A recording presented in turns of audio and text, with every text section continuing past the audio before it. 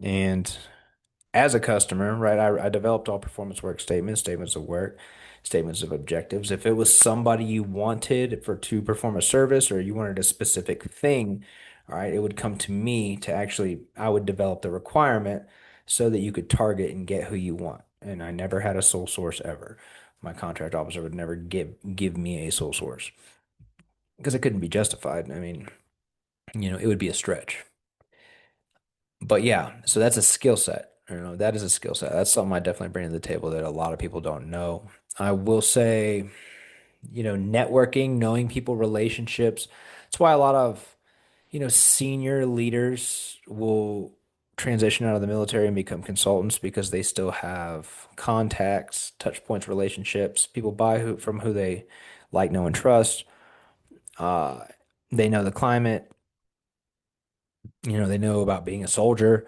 There's a lot that, large defense companies, would can benefit from getting a senior leader coming out. But having worked with some of them, who are great dudes. I mean, they're good dudes.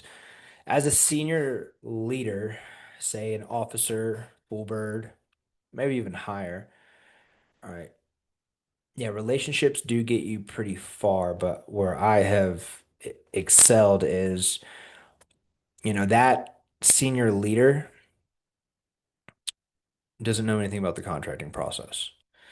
That guy's not writing statements of work at all. He does not know how this works, doesn't know the language that needs to be put in there so that you can get who you want. Like there's not, because they're commanding, they're overseeing, whole units. They don't have time to get in the minutia of something like, requirement development so that, hey, we can get who we want. Because I've seen a lot of people, I've seen it very, on both sides in the military and on the private side. You get in front of a commander, you pitch, some technology, some capability, some professional service, and they want to rock and roll. Like, oh man, we love it. This is exactly what we need. We want to move forward. And everyone gets all excited, like, oh yeah, commander, dude, he wants to roll. Let's go. Let's move forward. But nothing ever happens. These deals stagnate and they die. And there's a lot of reasons for that.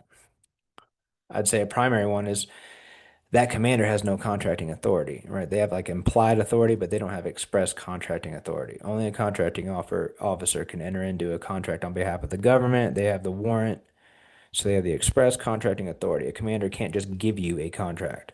It's meaningless. They can want you all day long, but they have no authority at all to enter into a contract on behalf of the government. All right.